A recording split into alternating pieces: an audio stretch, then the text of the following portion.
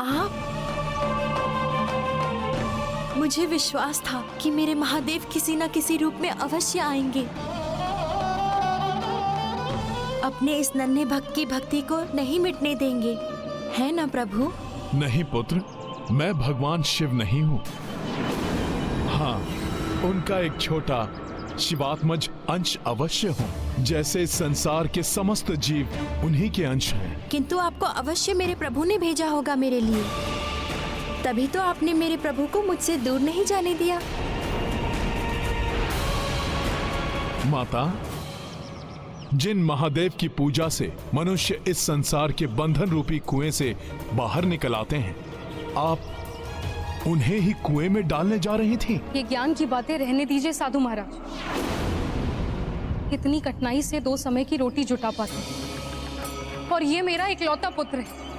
अगर ये पूजा पाठ में लगा रहेगा तो फिर घर के कामों में हाथ कौन बटाए? घर कैसे चलेगा? जीवन ऐसे नहीं चलता महाराज। और फिर ये भी कोई उम्र है क्या भक्ति करने की?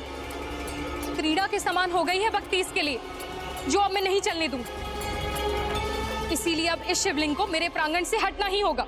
माता, ये संसार तो स्वयं महादेव का है और महादेव तो समस्त संसार के हैं। फिर कैसे आप इस स्थान को अपना प्रांगण मान रही हैं? और माता, भक्ति का आयु से कोई भी नाता नहीं होता। यदि ऐसा होता तो भक्त प्रहलाद और भक्त ध्रुव को बाल्यावस्था में ही भगवान के दर्शन नहीं हुए होते। ये शास्त्रों का ज्ञान बड़े राजा महाराजाओं से जुड़ा हुआ है साधु महाराज। हम निर्धनों के साथ ऐसा नहीं होता। ये शिक्षा प्राप्त करेगा, कुछ काम करेगा, तभी तो हमारा जीवन चलेगा। माता, आप सत्य कह रही हैं। इसकी आयु अभी शिक्षा प्राप्त करने की ही है, किंतु भक्ति के माध्यम से तो अतुलनीय ज्ञान के भंडार की प्राप्ति हो जाती है माता। किंतु शिक्षा भी तो मात्र धनाढ्यों के ही लिए है साधु महाराज। हम जैसे निर्धनों की संतान को कौन शिक्षा देगा? मैं दूंगा इसे शिक्षा। आपके पुत्र की भक्ति पर मुझे विश्वास है। मैं इसका गुरुदेव बनकर इसका मार्गदर्शन करूंगा। माता, आप मेरा विश्वास कीजिए। इसकी भक्ति सफल होते ही आपके समस्त कष्ट दूर हो जाएंगे। माता, पिता ही अपने पुत्र को उचित मार्ग पर चलने का निर्देश देते हैं, किंतु भाग्य से आपके पुत्र ने स्वतः ही सर्वोचित भक्ति के मार्ग को चुना है। माता, आप इसे एक अवसर तो दीजिए। हाँ माँ, देखिए ना, ये भक्ति का ही तो चमत्कार है, जो बिना श्रम के मुझे गुरुदेव की प्राप्ति हो रही है। ये बड़े ही ज्ञानी एवं तेजस्वी ऋषि प्रतीत होते हैं।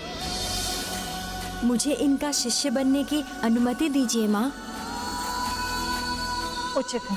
अगर इन ऋषिवर को इतना भरोसा है तो मैं और प्रतीक्षा कर लूंगी। देखती हूँ कब भगवान शिव मेरे पुत्र की भक्ति से प्रसन्न होकर हमारे कष्टों को दूर करते हैं।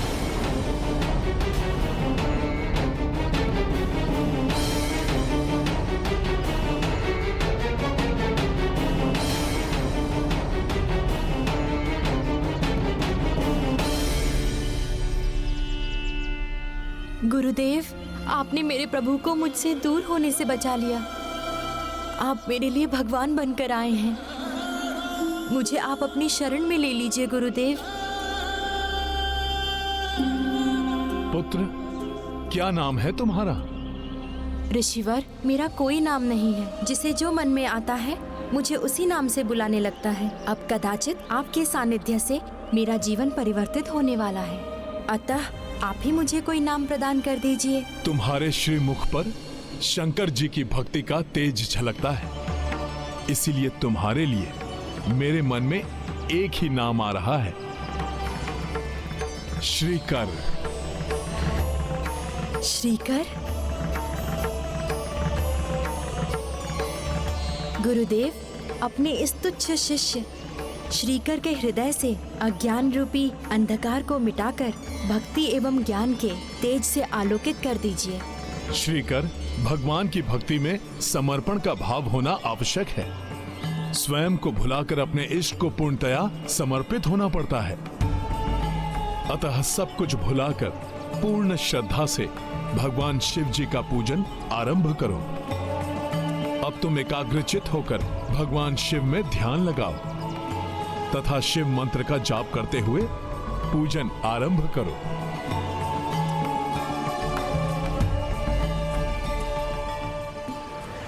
ओम नमः शिवाय, ओम नमः शिवाय, ओम नमः शिवाय। अंजनी सुत श्री कर निर्देशा, किए शिव पूजन शिव अभिषेका। सुवासित चंदन लेप लगाए, बेल पत्र अरु सुमन चढ़ाए। बहुत अच्छे श्रीकर, अब तुम शीघ्र ही भक्ति की पराकाष्ठा को स्पर्श कर लोगे। ओम नमः शिवाय, ओम नमः शिवाय, ओम नमः शिवाय, ओम नमः शिवाय। धन्य है हनुमान, जो स्वयं भक्ति के श्रेष्ठतम शिखर पर पहुंचकर भगवान की श्रेणी प्राप्त कर चुके हैं और अब इस नन्हे भक्त को भी भक्ति की पराकाष्ठा पर पहुंचा रहे हैं। देवी, जिसे सच्चा गुरु मिल जाए उस शिष्य का उद्धार हो ही जाता है, और फिर जिस पर हनुमान की कृपा हो जाए उसका तो बेड़ा पार होना निश्चित ही है। बालक शिव जपे दिन बिसराई, सो किंतु माता नहीं भाई। हनुमत जिस पे कृपा लावे, सो भव सागर से तर जावे। हे विधाता, इस अभागी माँ के भाग्य में इतने दुख क्यों लिख दिए हैं आपने? पति ने साथ छोड़ दिया, एक पुत्र मिला, वो भी किसी योग्य नहीं। दिन रात मात्र भक्ति में ही डूबा रहता है। हे प्रभु, इस दुखियारी की और कितनी परीक्षा ले प्रभु, इस दुखियारी की और कितनी परीक्षा लेंगे आप?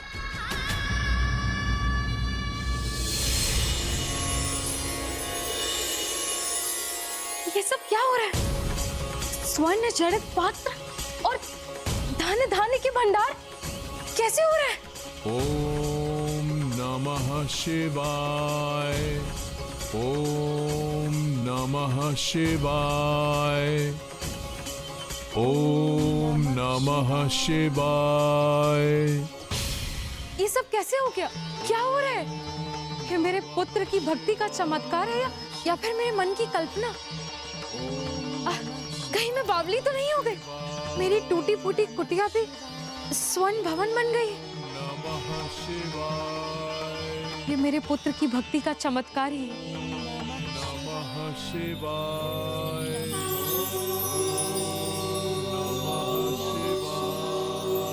इतनी तेज प्रकाश, कुछ दिखाई नहीं दे रहा।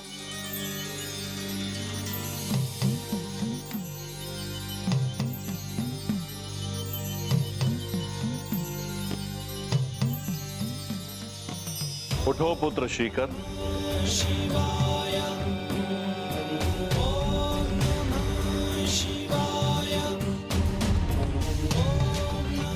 प्रणाम भोले बाबा।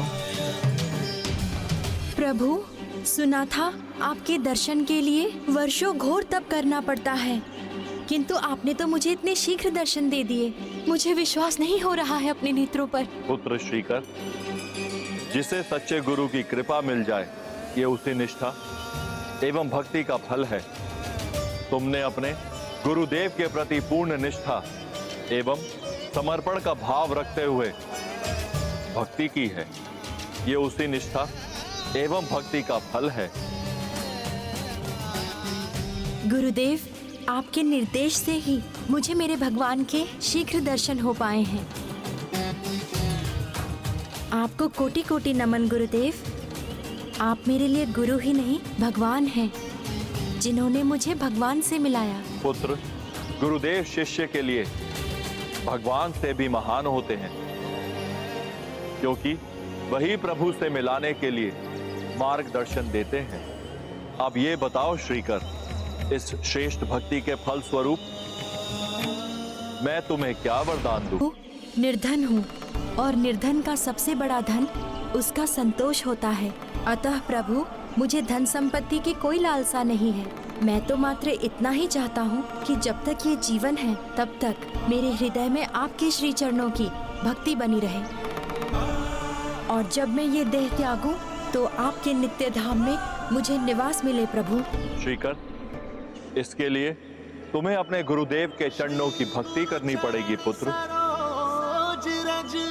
इन्हीं की भक्ति से ही तुम्हें स्वतः ही तुम्हारा अभीष्ट प्राप्त होगा। तुम्हारे गुरुदेव भी श्रेष्ठतम भक्त हैं, हनुमान है ये। हनुमान जी मेरे गुरुदेव।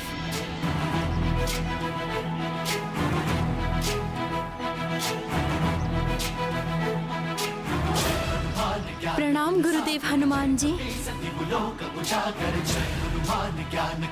मेरे बड़े भाग्य जो स्वयं भगवान रुद्रांश ने मेरे गुरुदेव बनकर मुझे भगवान रुद्र से मिलाया।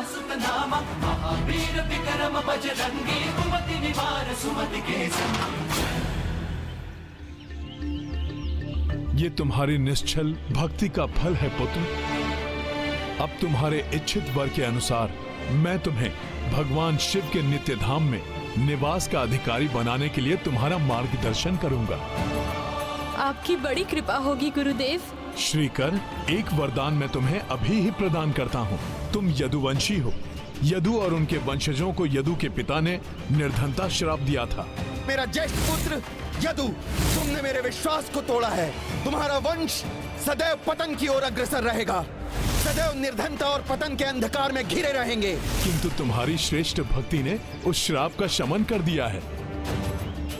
मेरा वरदान है तुम्हें, एक दिन तुम्हारे ही कुल में स्वयं भगवान नारायण ही अवतार लेंगे और तुम्हारे कुल का गौरव बढ़ाएंगे। हे प्रभु हनुमान, हे महादेव, आप दोनों की दया दृष्टि सदैव इस तुच्छ भक्त पर बनी रहे। इससे अधिक और कोई अभिलाषा नहीं है मेरी। आप दोनों की कृपा से मेरे कुल पर लगा हुआ श्राप मिट गया।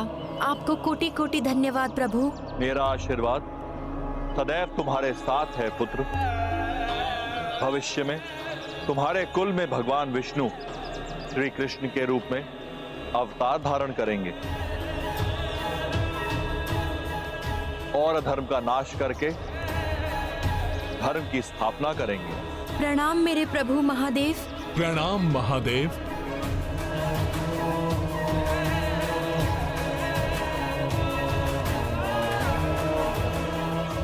कल्याण हो श्रीकर, कल्याण मस्तु हनुमान। अपने चरणों की कृपा बनाए रखिए गुरुदेव। हनुमान जी, मुझे अपने पुत्र की भक्ति पर विश्वास नहीं था, किंतु आपने मेरे पुत्र के गुरुदेव बनकर इसका जीवन संवार दिया है। उद्धार कर दिया आपने मेरे पुत्र का। आपको कोटि कोटि प्रणाम। प्रणाम। कल्याण हो।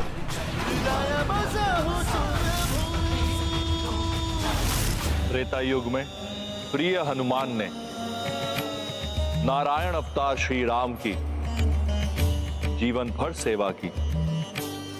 अब इस द्वापर युग में हनुमान ने प्रभु नारायण के अवतार धारण करने से पूर्व ही उनकी सेवा आरंभ कर दी।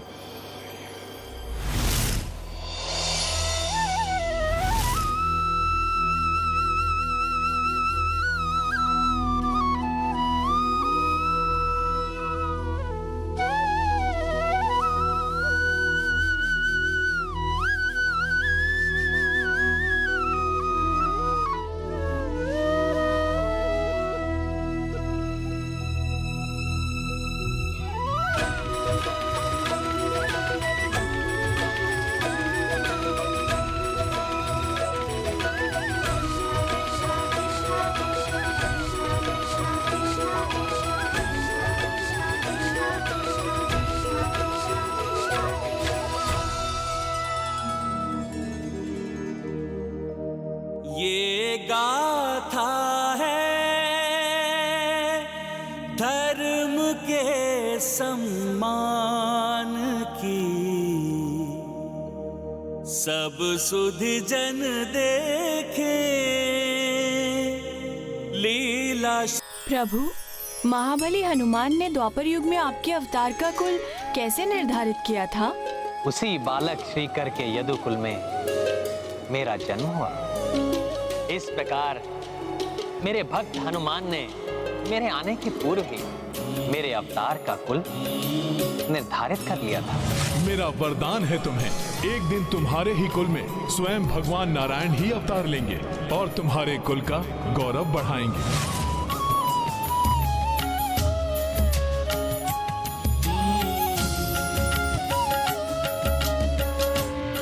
यही नहीं, मेरी बाल्यावस्था की एक प्रमुख घटना की नींव भी हनुमान ने ही रखी थी।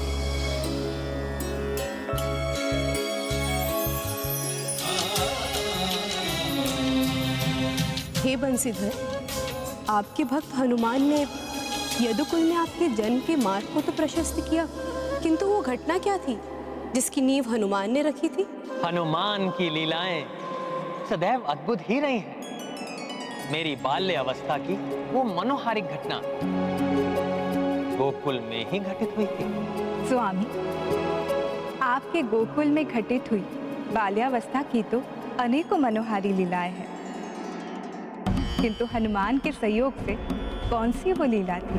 जग प्रसिद्ध है वो लीला, आप सबको भी स्मरण होगा, जब गोकुल में मैंने प्रकृति पूजा के प्रतीक रूप में गोवर्धन पर्वत की पूजा करवाई थी, जिससे देवराज इंद्र कुपित हो उठे थे। उन्होंने मूसलाधार वर्षा आरंभ करवा दी थी। उस विनाशकारी वर्षा से ब्रिजवासियों को बचाने के लिए मैंने गोवर्धन पर्वत को उठा लिया था।